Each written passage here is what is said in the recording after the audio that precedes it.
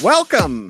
Hello, everyone. It is Mysterious Forces Live. It is February 15th, 2019.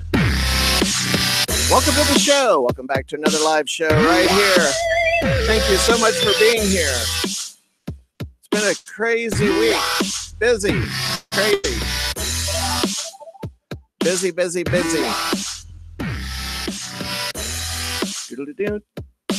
I'm glad to be here. I'm glad you're here. Thanks for tuning in.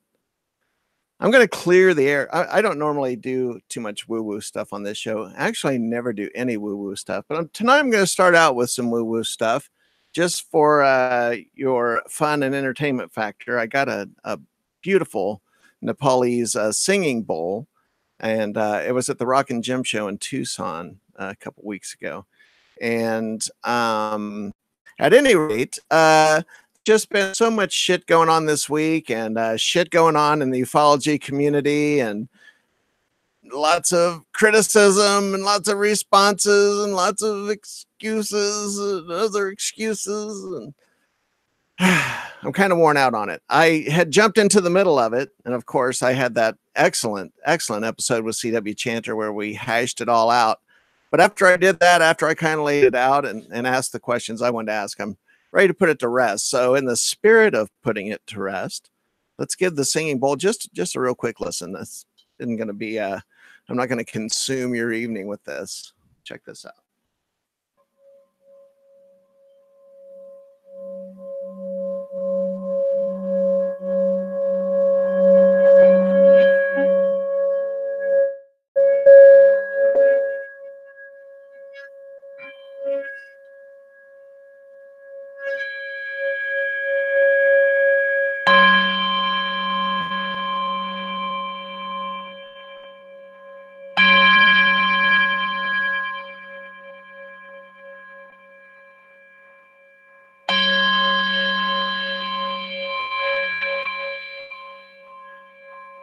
It has a magnificent tone. That's beautiful. It kind of clears the air. We're leaving all the negativity behind tonight. We're going to move on to a completely different topic. We're not going to rehash what everyone else is rehashing on Twitter ad nauseum still. I have my opinions, but we're moving on. Tonight, he's not here yet, but I have Scott Fensterer on, the special effects makeup master. Not only does he do special effects makeup, he builds props, he does all kinds of stuff, and he has all kinds of new things going on. And he's the guy that made my alien puppet that I haven't really debuted on this show yet.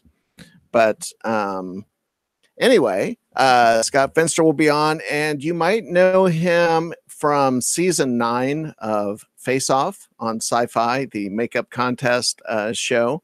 And he also appeared in some of their special episodes. And I'm going to tap in right now. I just want to take a quick look. Out of Mind, KB, Sasha Baumel. Anyway, welcome, Robert Elder, KB, and of course the professor is in the room. Awesome. I don't know if anyone saw my ridiculously funny the end of the episode with CW Chanter where my camera turned off, and then when it came back on, it went back to its default setting, and then you could see like this room, and it cracked me up. I can't remember who said this, but someone said, "Does she live in a trailer?" And I thought that was hilarious because I had a towel hanging up. And this is a spare bedroom that I've converted into a studio. But I built this PVC frame to hang lights from and hang this curtain from. And so that was like an infrastructure that the room didn't come with. And the PVC job is kind of wonky. So when it showed all that, it looked kind of weird. But I don't even know why I'm defending that. It's just what I had to do to put the studio together in here. There's a whole lot of stuff behind the camera that you don't see. So anyway, welcome. I'm kind of just wandering on. I was talking about Scott Fensterer. He was season 9 of Sci-Fi's Face Off. And he made the alien puppet that I want to debut once I have my green screen up, because I just want to really kind of do it right.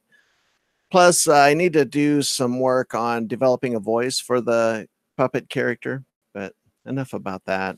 I want to say a couple of shout outs. First, my daughter, yesterday, she had an emergency appendectomy, and she was really, really sick 48 hours leading up to the surgery. And it was unexpected and unplanned, and it truly was one of those emergency surgeries. But she pulled through the surgery, and she's doing well, and she's resting. So I'm really grateful that she's doing great. And a lot of people gave me a lot of positive energy on Facebook when I had mentioned that, because I didn't talk about it while it was going on. I talked about it after the fact. So thank you, my Facebook friends, for saying something positive. And also my friend Jessica Stevens, whom I got acquainted with at Disclosure Con, which was Doc Skinner's production. And Jessica was in an auto accident, and she got banged up. She didn't get seriously hurt, but she certainly got banged up. And so I want to wish her well and happy recovery. That's kind of weird. A speedy recovery. Happy would be weird. What does a happy recovery look like? Hell, I don't know. So this is what happens when you song and dance until your guest shows up. Let's see. Some of the without getting into the other topic that I've sworn off for the evening. Let's see what has been going on in ufology or anything else. Hey, I know what I would like. If anyone has any ideas of a cryptozoologist that they like, someone whose work they respect, say something in the chat room and refer me to them, because I want to start getting into some cryptozoology stuff. Maybe not too much wackadoodle out there stuff, but certainly some Sasquatch researchers. I'm definitely interested in that topic, and I want to be exploring that topic in 2019. As far as things coming up for the show, I did get an invite.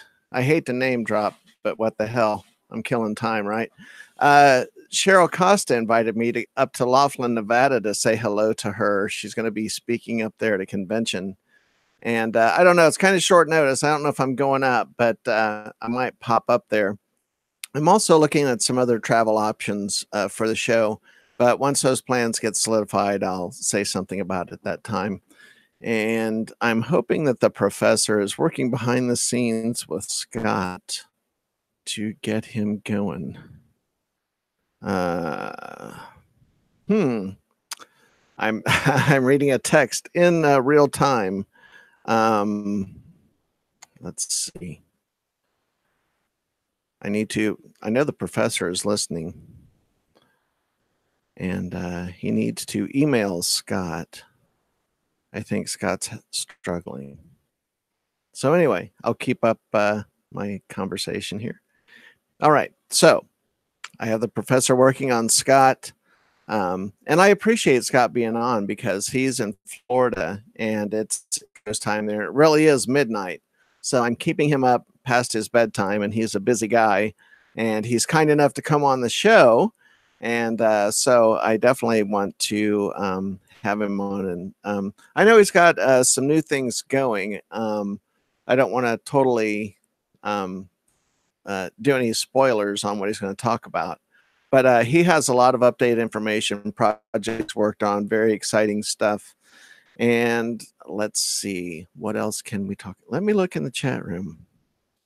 Let's see, they have a Sasquatch gathering every year here in Jefferson, Texas, KB says. Well, is there a link to that, KB? Or is there a name for that convention? Because I might check it out. I don't venture down into Texas too much, but you never know. Let's see. KB didn't have Twitter or Instagram. Who else is in here? There's Scott's link. Sasha. There's 10 people in there. Hello, 10 people. I'm sorry. Is this good TV? Or not TV, but is this good broadcasting? You can be honest. Say, this is questionable at this point. I'm trying to think of like some UFO news or anything that's gone on. There's just, without rehashing what other people are talking about, I hate to just kind of glom on to talking points that other people are talking about on their podcast because it seems kind of useless. And I'm not going to talk about the other topic that I discussed with C.W. Chanter. There's plenty that could be said about that, but I'm just steering away from that because we cleared the air for tonight's show. We're doing something positive. We're doing something fun. And that looks like a Scott Fenster. It is. I'm having to do this monkey style with the Okay. iPhone because we can't log on through the computer for some reason, but here we are. Okay, that's great. No, any way that you can appear, that's awesome. I'm sorry that you had trouble. I had seen your text, but once I got on the air, I really can't split my time. So I kind of depend on the professor to help straighten that up. How have you been? How are things going? Busy and crazy as usual.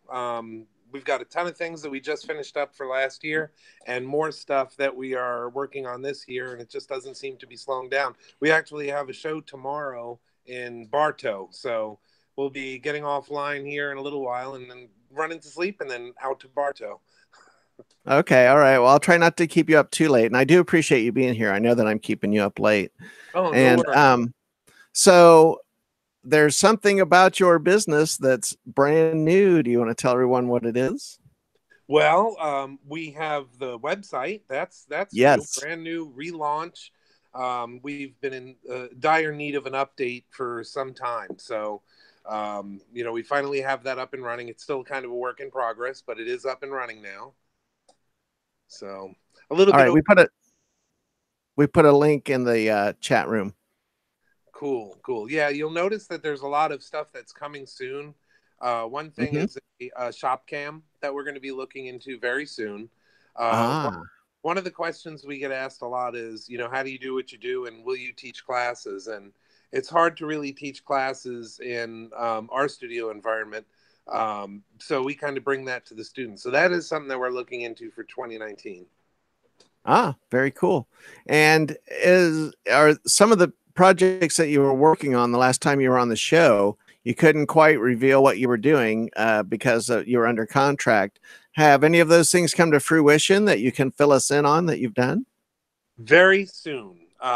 What I can say is that we were on the project team for a little project called Galaxy's Edge.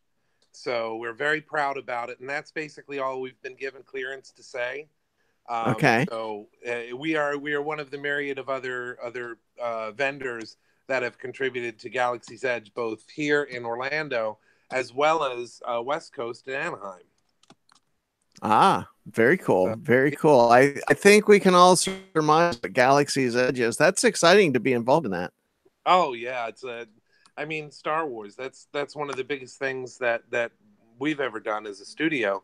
But I mean, young kid, that was the dream, to be able to do that stuff. And there have been a lot of challenges in the way, but then we were in something very historic, so kind of outweighs the bad stuff. Right. Right. So if we can talk about your studio a little bit, can you talk about the range of what you do there, the types of work that you specialize in, or what you cover in the field of special effects? Well, I would like to say that we do a lot of special effects makeup. We really don't. Being in Ocala, there isn't a huge movie market. Um, we have had some motion on it recently where they are trying to divert some of the tourism dollars into giving some tax incentives for production companies to come here because there really isn't a lot. So we're trying to bring more of that here. But it's going to take time. It's like turning a train. Everyone wants to keep their money where it is, and the tourism money it already goes to kind of offsetting the property taxes that don't come in.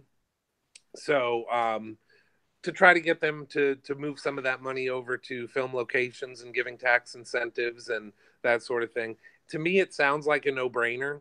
We've talked about it before with Georgia, $14 billion, and that was like 2 years ago. And that's just the revenue that comes to other areas of Georgia, especially like Sonoya and Atlanta, where a lot of it's being filmed now. That it seems like a no-brainer, but I guess there's politics involved. Right. Yeah. Yeah. Film commissions get involved, and states get kind of territorial over that kind of thing. I think I don't know whether they care more about the money or the publicity that they get from having uh, the cachet of being a filming location. Yeah, and I think the biggest thing is, Atlanta doesn't have much else. They do have a great nightlife, and there's wonderful venues there, but they don't have a Disney. They don't have a Universal. They don't have, International Drive. They don't have those built-in tourist traps, and they rely on the movie money. And everyone's worried. Well, they're going to add a state income tax if they do that. Not necessarily. The money all shows that even smaller counties, which they've all diverted it to where instead of the state being in control of it, the Hmm. counties are in control of how much goes to the movie funds. And they some of them just don't want to support it, and others are kind of on that edge. So I don't know. It's an uphill battle, but we are fighting it. And any chance I get to talk about it, I do. And we know our state, our county representatives and our state representatives. So we're trying to get motion there, but it is very difficult. I thought you guys had a major movie studio down there in Florida. I thought there was a location down there. Didn't I could be mistaken, but didn't Universal have a studio down there? Not the They amusement park, but I mean a literal production studio. they used to. I mean, my gosh, back in the day, we're talking maybe 89, 90, 91. There were all Okay. sorts of films being and series being shot there. Superboy, Super Force, uh, what was it? The DSV. There was a lot being filmed down there. But basically that all dried up. It was kind of sad. One time I got a chance to go through some of the studios, and it basically holds the props and stuff for the horror nights. So a lot of those are not in function. We do have one show that's shooting there. I know it's the Spanish version of The Voice that was filming last year there. But I don't know much else that is. I know commercials, but that's about it.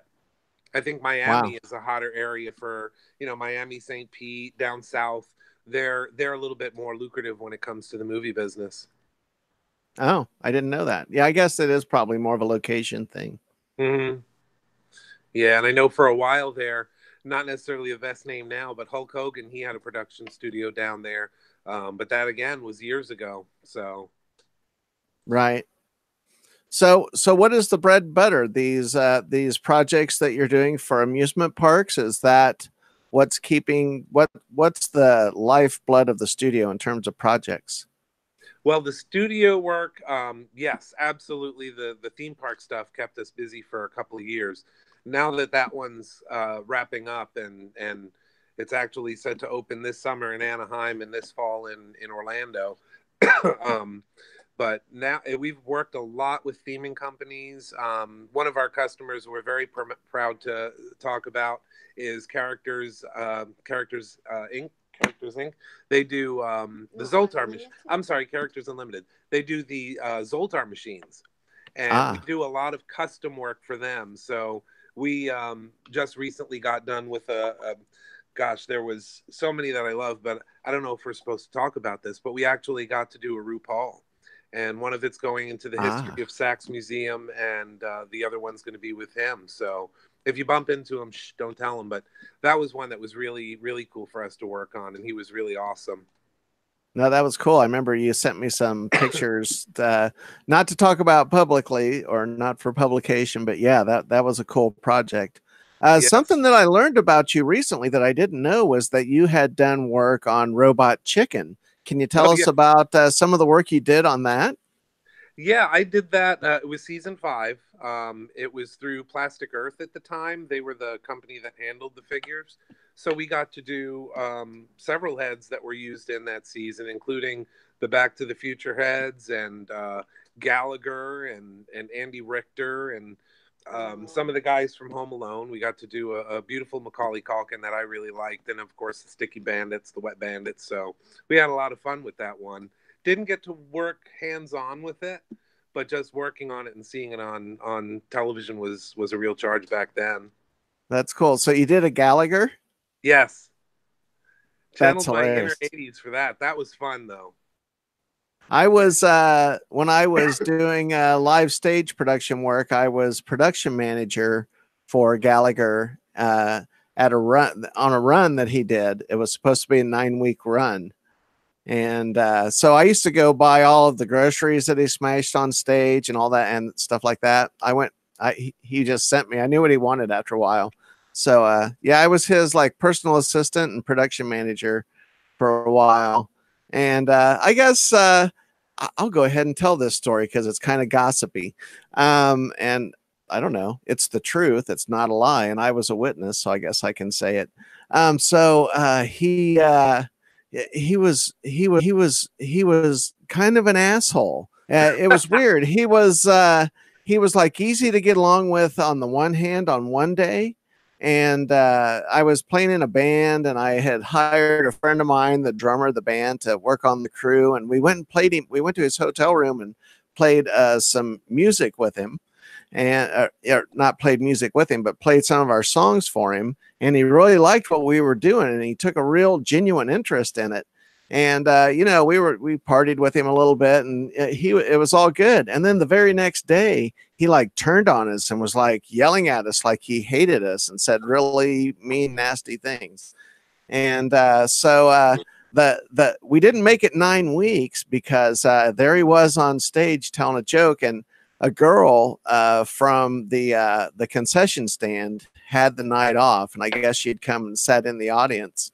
And he set up a joke, and before he could tell the punchline, she said the punchline out loud.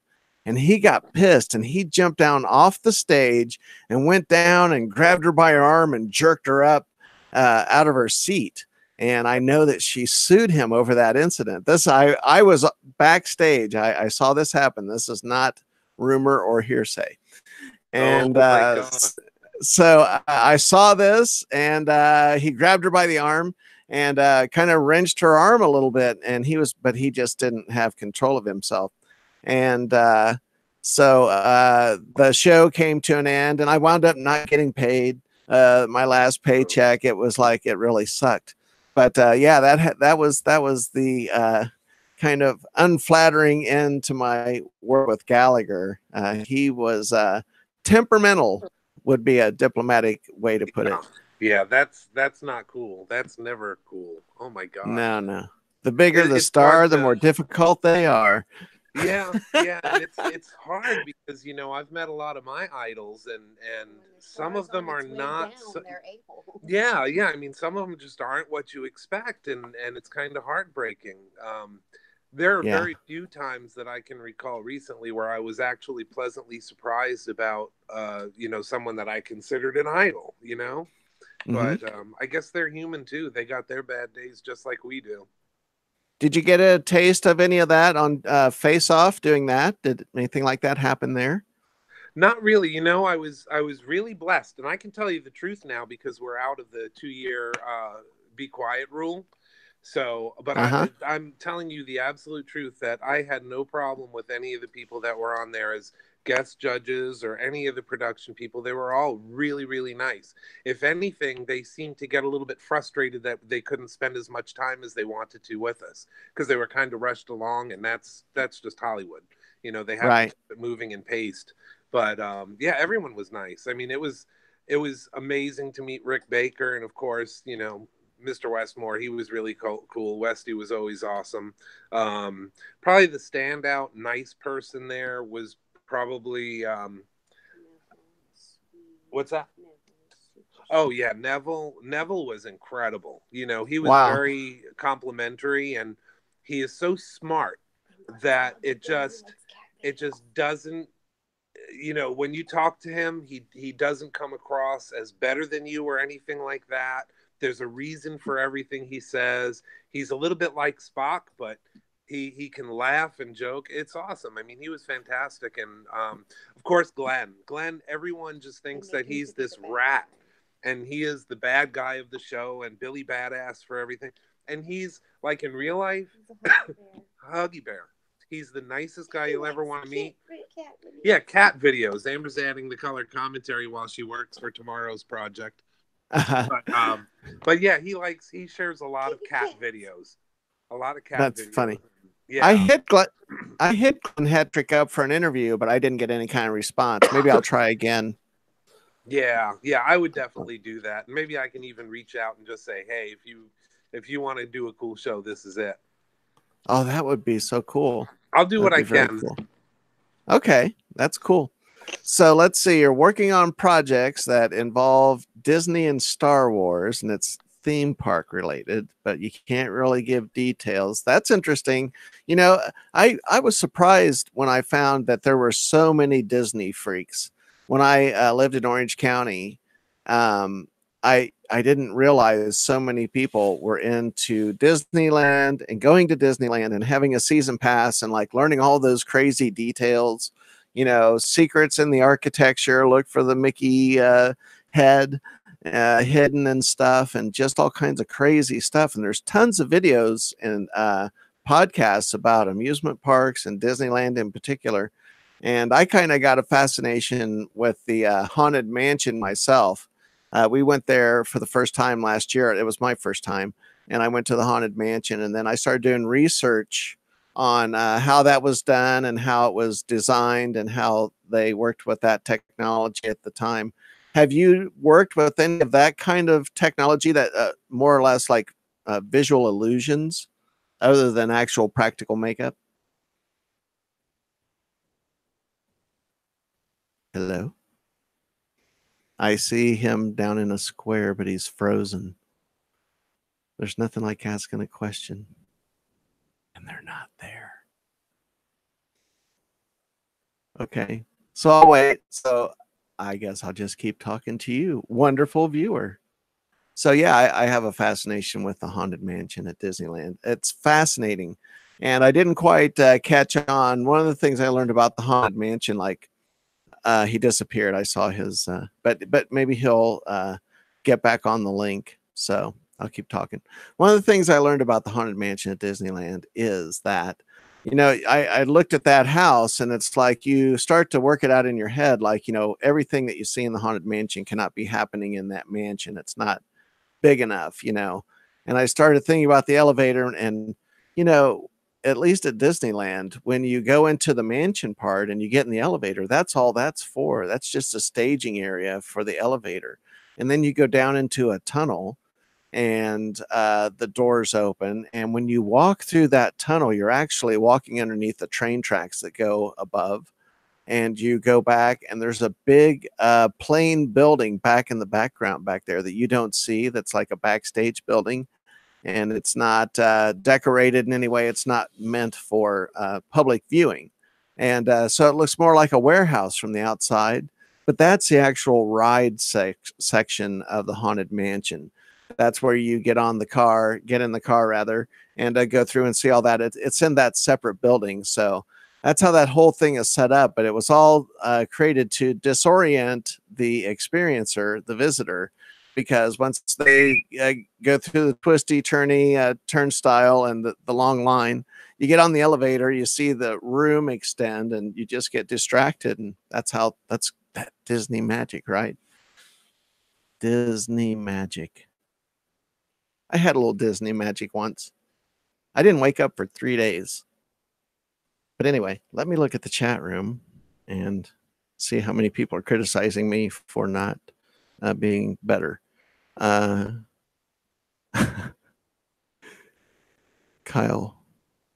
Ricciardi, my wife Laura and I always pay our respects to Mr. Toad on the way out. I'm so excited you love Disney. Yeah, that's fun. KB has never been to Disney World or Disneyland. Vanessa, hello. Vanessa, hi, how are you? You know, she's laughing. And BB, you're here. Thank you so much. Who else is in here? Fucking Gallagher. I love it. And here's another story. Here's some juicy shit. I don't normally do the gossipy shit. You know, I don't name drop too much on my show business stuff, but I'm waiting on Scott to come back, so I'll do it. This is known, this is public, but it's not really well known. Gallagher, and I know his real first name as well. I do know his first name. Anyway, he has a twin brother, and at one point, I don't know if it was the 80s or the 90s, his twin brother went out on tour and called himself Gallagher 2. And when Gallagher found out about this, he took his brother to court and sued him.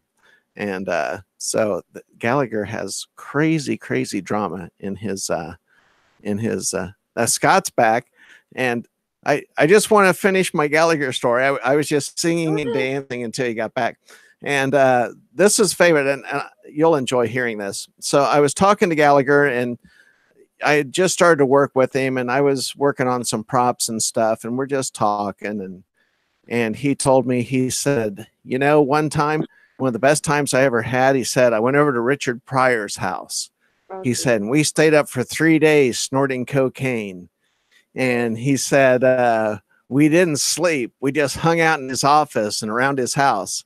And he said, whenever the cocaine would start to get low, that Richard Pryor would call some guy, and he would show up, and Richard Pryor would write out a check and like keep the amount of the check secret, and then kind of like tease everyone with it, and then like show the amount and then give it to the guy, and the guy would take the check and leave, and then the guy would come back with more cocaine. And they just kept that cycle of snorting coke. So I did personally have the story of Gallagher snorting cocaine with Richard Pryor, and what a good time he had. So I want to know what he put in the memo line. That's no shit. So yeah, it was a bit crazy. Gallagher had a heart attack. So Gallagher, he was the partier in the 80s. Yeah, I do know that. I think he's kind of paid the price for it physically. I saw him on a show. I saw him on some show just randomly the other day, and I couldn't believe it. I was like, wow. Yeah. Anyway, so I was just gossiping about Gallagher until you came back. Let's see. We were talking about Face Off. We were talking about how smart and how kind of humble Neville is on Face Off. And you know, it's funny, I would have pegged him for the stuck up one only because he's so well dressed. Every time they came on, it was like he was just the amazing dresser. Everything was so coordinated. I was like, wow.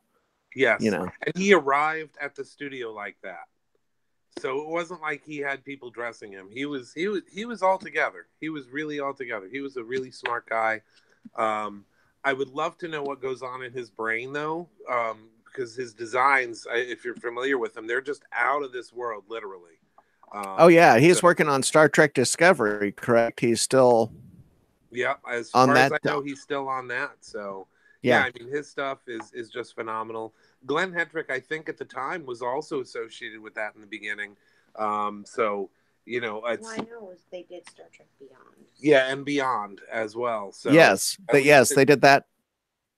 The last thing I saw, at least digging around online, was that they had gotten into that software where they were using a 3D printer to make molds. Yeah, and that's pretty exciting stuff. Oh yeah, that kind of technology excites me. It doesn't make me nervous about my future as an artist. It excites me because there's so much more that you can do with that. Well, even for special effects, they can do, you know, a 30-second scan of someone rather than putting them under alginate for 40 minutes or 20 minutes. So, you know, it's leaps and bounds. And I don't think there'll ever be a replacement for traditional sculptors, classic sculptors. But, you know, at the same time, you never know. You have to morph with it. I mean, look at Rick Baker. His stuff that he's done in ZBrush is unbelievable. You know, and I think that the two can live together. It's just a matter of not getting frightened by technology. Yeah, no, that's a good take on that. Mm-hmm. You know, I have a bucket list thing. I would love to be made up in the early 1970s style Planet of the Apes makeup. Like actually go through the process and do that for a day. You couldn't waste it, right? I wouldn't want to just have the makeup on and just do it. Like, I don't know, wear it around for a day, go to the mall. Yes, absolutely. Wait until like a pertinent date in Ape Future and then just show up someplace and say, oh yeah, we're taking over. or here's what we ought to do. I'll come to Florida. You make me up, and we'll put me in the jumpsuit like in Conquest of the Planet of the Apes. Like I'm the slave. Like you can take me on a leash to the mall. Oh God, I don't see you as the slave. I would see start you to as like touch. I would start to touch stuff, and no, no. Oh, And then I you would don't see start a yourself as riot one and of burn them all down. No. I do that with my kids. Not as apes. They just go in and break shit. Yeah. No, but I was such a huge fan of Planet of the Apes, and I read every magazine article I could about Roddy McDowell, Yeah. and I just did everything. I bought this big table book. I don't normally duck out of the frame that way, but check out this book. It's the making of the Planet of the Apes, and it's a very wow. thick book, Yeah. and it's got a lot of behind the scenes stuff. So I'm Yes. way into it. I am a bit of a lover of Planet of the Apes as well. That's one of my favorite film series. And it's one of the things like I like the low-fi aspect of it. You know what I mean? I like the anthropomorphic shapes, kind of in the way that I always preferred anthropomorphic werewolves instead Yeah. of people shifting into wolves. I always like that combination. Oh yeah. Yeah. And the way that the actors did that too was just amazing. You mentioned Roddy McDowell, but all of them that took place in that, even Kim Hunter, she was like a well-known actress. And I think that's why they did so well, is because they picked people that were really good actors and actresses to play those parts. Maurice Evans. Yes. I mean, one of my favorite, that's the figure I just brought out, of course. We got Dr. Zayas here present, so yeah. Awesome. Who was also Samantha's father on Bewitched. If you want to know what he looked like without as not the ape, he was Samantha's father on Bewitched. That's true. That's true. So yeah, but anytime you want to come to Florida, we could do some ape makeup. That would be fun. That would be fun. That'd make a fun episode. Oh yeah, yeah. Even because it's such a long process. I mean, we could take up to 4 hours just doing the makeup and the hair. But drop that in as a B-roll or something like that, and then like we said, we'll go out to a mall or something like that and have some fun. That would be funny. That would be fun. We'll have to think about that. That would be cool. Yes. Do you get have you gotten any consignments or like for special makeup for individuals like that in the past?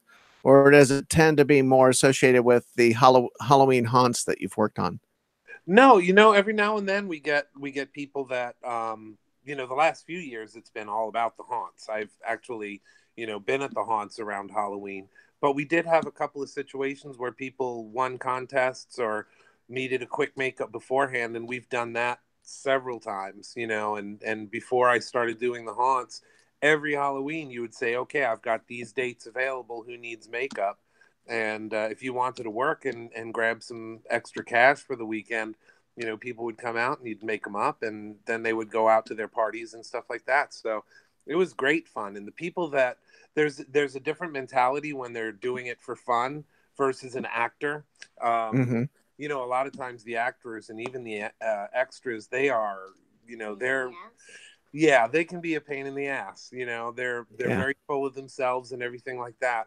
But when you have a fan sit down in front of you, just a fan of makeup and Halloween, and they sit down, they have a total blast. They're fun to talk to. They interact. They ask questions. Time flies a lot quicker that way. Yeah, that would be a lot more fun. That's a good idea. That's good. Can we talk about? You recently showed a picture of a classic horror movie creature that you did a sculpt of. Can you talk about that? Yes. Actually, the creature from the Black Lagoon, it's coming up on its 65th anniversary.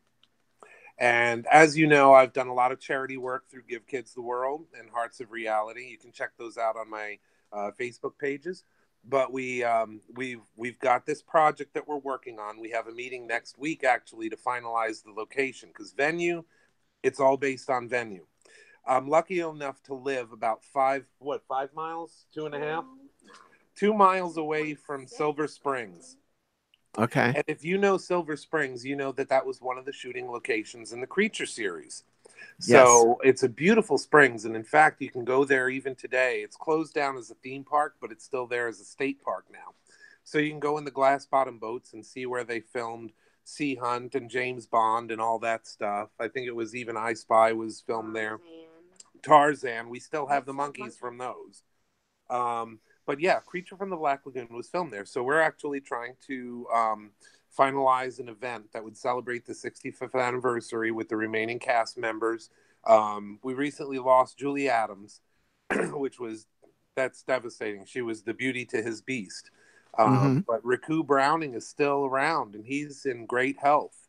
And he has agreed that, you know, if we can get all the dates worked out, he'll want to come. Another name that not many people may know, but Ginger Stanley. She was the stunt swimmer for Julia Adams in all the scenes where the creature's kind of grabbing at her leg and watching her as she swims over him. That was actually Ginger Stanley. And she was a mermaid for Wiki Watchy. She was a part of underwater photography back in the 50s, underwater model. So she has said that she would come. We've had yes, we've had conversations with the families because they are deceased, but the families of the people that both created the underwater camera that was used in the film, as well as the photographer for the film. So this could be a big event. We're going to have a screening of the film, and then Q&A with Riku Browning. And we're also negotiating with a very fine man, David Skal. He is a commentator and universal historian, particularly with the monsters. And we're honored that he would even consider to come out for us. But he has said that he would come out, just get him the dates, and he'll be honored to appear. So this could be a big thing. But the coup de grace is we're actually working on a full-size suit, a Creature from the Black Lagoon Gilman suit that will be down by the banks of the Silver Springs for since 1954. That hasn't been done. So we're going to have a lot of fun with that. And just the fact that so many people associated with the original film are interested and will be there. And it'll all go to benefit Give Kids the World and Hearts of Reality 2019. Yeah, we'll have other yes. as well. Yes, I was gonna have other reality stars. If you're fans, I know it's out of the genre of science fiction, but Naked and Afraid. We have two friends that are local here to Florida in the Southeast that are willing to come on from Naked and Afraid because they're naturalists and survivalists, and some people from Survivor, and of course other people from Face Off. David O'Connell and Emily Serpico and Stephanie Masco are all here in Florida. So we're going to try to bring in as much love as we can for the creature. It's a big birthday. Yes, all monster people and all the nature people. That's cool. Can you talk about the charity that you work with? I was gonna bring that up. Yes, Give Kids the World. Definitely check it out online. Give Kids the World is something that helps out kids that are either terminal or are facing life-threatening health issues. And it's kind of like Make-A-Wish. They do work with Make-A-Wish on a lot of this stuff, but they have these villas that are like regular private houses. And you go down these streets and they've got cartoon characters all over the place. It's kind of like living at Disney World for these kids and their families. They don't expect the child to come with one of the parents. So literally, if a child is there, while they're there, they usually get to go to the theme park if they're able. But if they're not, they try to bring. Wish is to go to one of the theme parks. They get to go stay there. That's usually the deal. Yeah, they get to go stay there, and it's like 24-hour a day ice cream if they want it. They have entertainment, beauty parlor. They have like a GI Joe room. Movie theater. It's a wish area where they have a tree with all the stars around it that the kids can make a wish. It's actually, for us, it was life-changing, especially having our own children. I couldn't imagine being in that position. So when you see these kids that are coming in that are they are fighting the fight. And when we go in there for this annual event, you see their stress just disappear for a little while. And they're allowed to forget that they're sick. And that's, I think, where the healing comes. We've had several instances where Some of the kids have actually turned around, and one of them, their spokesperson, she was there and was basically said that she was going to be terminal, and she turned around because of that place, in part by the grants and the money and the donations that go in there. It turned it around, and now she's one of their spokesmen. So it's spokeswomen, yeah. It's amazing. It's amazing to see that, and we're blessed to be a part of it every year now, and I'll be there as long as they have me. But this event that we're doing with the creature is hopefully going to raise a lot of money for them. No, that's awesome. That's great. That's good work, and we'll find a link and we'll put that in there as well, just like we did last time. I like talking about that, and it's 46 after the hour, so we'll start to wind it down because I appreciate you staying up so much, and I know that it went a little bit long just because you were trying to get linked up. So I appreciate you again staying up so late. Are you going to be doing any other conventions or appearances at shows this year? Are you booked for any of that? Well, we have Sci-Fi Bartow is actually tomorrow. That's the one that we're really confirmed for. Okay. We have a couple more that we're working on, but there is a section on the website now. We didn't have this before. It was just social media type of thing. But if you log into our website, there is an appearances section that'll be updated with all of our information, wherever we're going to appear. I have a feeling that things are going to get very busy because of the Creature Project. So we'll probably be making more appearances, and that'll all be there along with, the contact information for the cons. There's a lot going on. So yes, absolutely. And also I have to ask, because just eventually I have to get one. Are you still, are the Shakespeare bus from the Batman TV series, the replicas that you created, are those still available? Yes, they are. We actually sell those quite often now. We have the one that we do in-house. It's cold cast bronze and copper blend to give it the nice look from the series. So that one we do in shop. And then we also have the Elite Edition that is actual foundry bronze cast. So that one is about as real as the deal can be, but both of them work with the same turnaround electronics. That's cool. And the little red light in there lights up just like it did on the TV show and the whole bit? Yes, you actually turn the switch and it lights on. The amber light comes on, and it powers whatever you have plugged into it. Oh, wow. So that's a lot of people don't know that you could have it hooked up to a lamp or a TV or whatever, and you plug it in, and when you flip the switch, it actually acts as the switch for the appliance. So it's really cool. People dig that. And there's actually one of them in the Adam West Museum. I think they're still doing that in Walla Walla, Washington. And there was also one at the Batman Museum in Los Angeles. Oh, I didn't know there was a Batman museum. There is?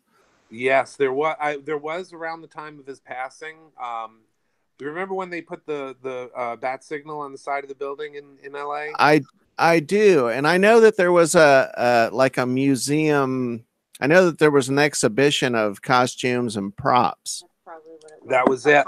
I don't know if it was permanent, but yeah, there's a couple of vloggers, the Carpetbagger and Adam the Woo, and they both went through that, and I've seen their videos of that. Yeah. Well, then they also saw one of my Shakespeare busts. That was the first series one, not the one that we just produced, but that was on display there as well. Oh, very cool. That is so cool. So we will keep an eye out for your work. We'll put your links up, and a reminder to everyone that your website is newly refurbished and up and running, and they'll find links to that. So we'll be looking for the event with the creatures. And once again, Scott, I thank you for staying up. I always appreciate it. It's great having you on. And I'm wondering if the next time I have you on, can we dig into some Universal monster stuff? Maybe dig deeply into that, because I'm such a fan of the old Universal monsters. And I'm a big fan of the Benicio del Toro Wolfman movie. I think that is one of the best remakes of a horror movie in the last 20 years. I am fascinated with that movie. I love that movie. It's great. It just stands out to me. And I wish they had followed through and completed the series of all of the Universal monsters. I thought there was a plan to do that, but I don't know what happened to the the series. The current news, this is the dark universe that you're talking about. And I'm Yeah. I am absolutely a fanboy when it comes to Universal monsters. I love the classics.